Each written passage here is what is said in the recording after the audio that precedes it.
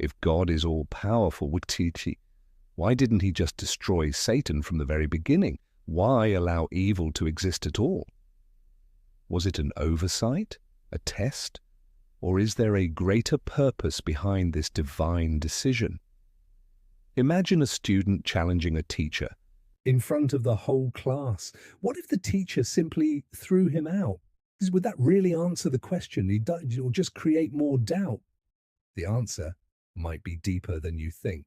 Stay with us as we unravel the mystery of why God allowed Satan to exist and what it means for you.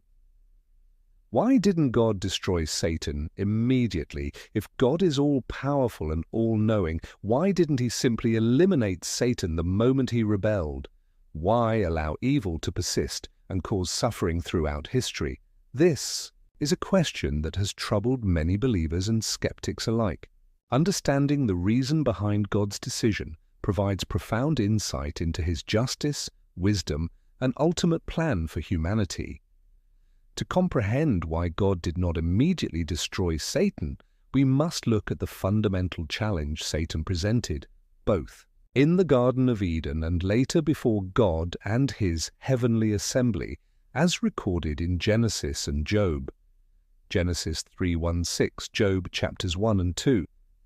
In these accounts, Satan directly questioned God's authority, suggesting that humans would be better off ruling themselves rather than submitting to divine governance.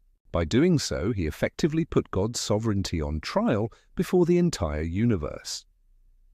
In the Garden of Eden, Satan implied that God was withholding something good from humanity and that true enlightenment could be achieved apart from him. He deceived Eve into believing that eating the forbidden fruit would open her eyes, making her like God, knowing good and evil. Genesis 3:4-5.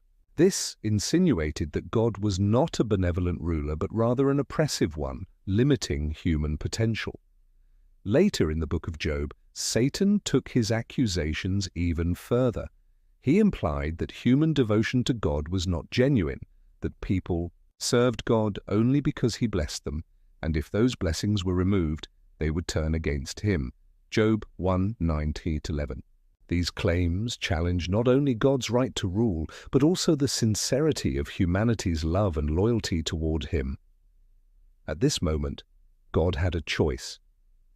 He could have immediately destroyed Satan and the rebels, eliminating opposition before it spread. However, doing so would not have addressed the core issue.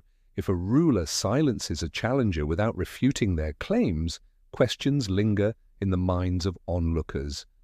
Would God's angels and human creation have truly understood why Satan was wrong, or would they have wondered if Satan's accusations were valid? Would they have feared God rather than loved him, obeying out of coercion rather than genuine trust and faith? Consider an analogy.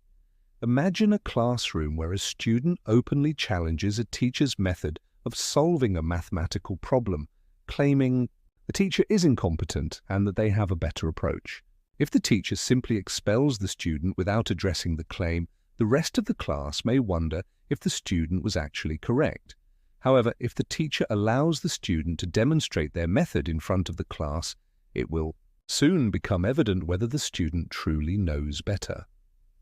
When the class sees the teacher's method proven right, their trust in the teacher deepens. This, in essence, is what God has done.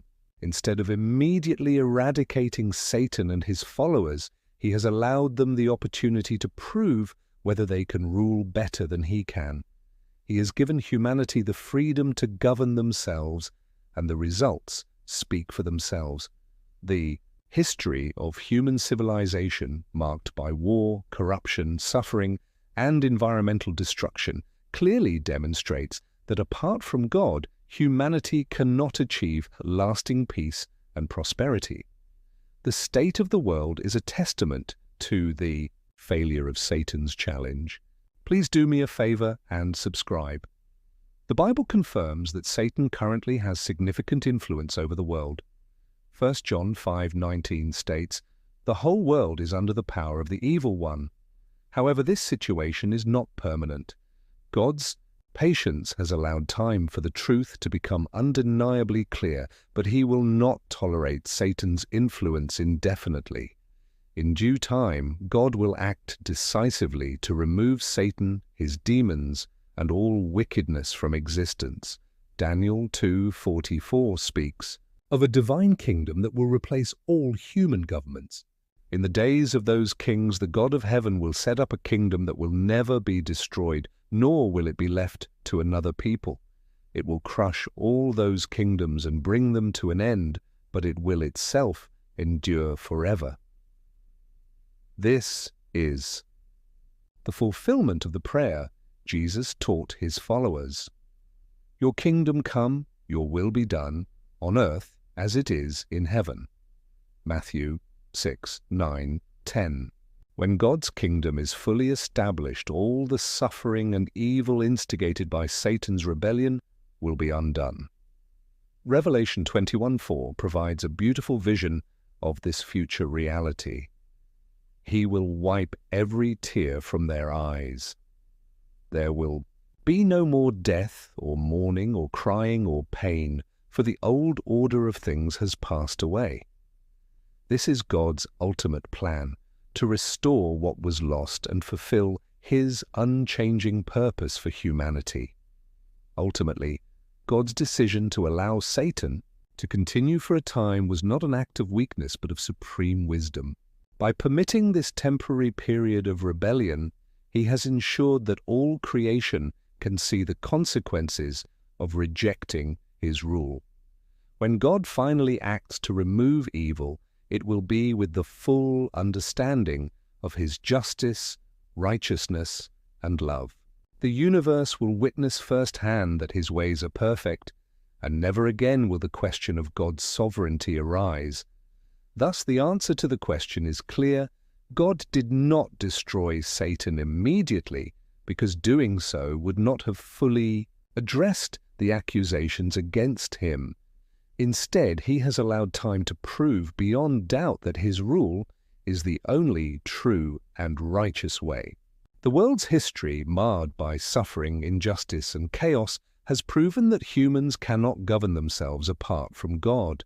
Soon he will set all things right, bringing about a world of peace, justice, and unending joy. God's justice is not instant, but it is perfect. And when his plan is complete, the entire universe will recognize and rejoice in his wisdom and love.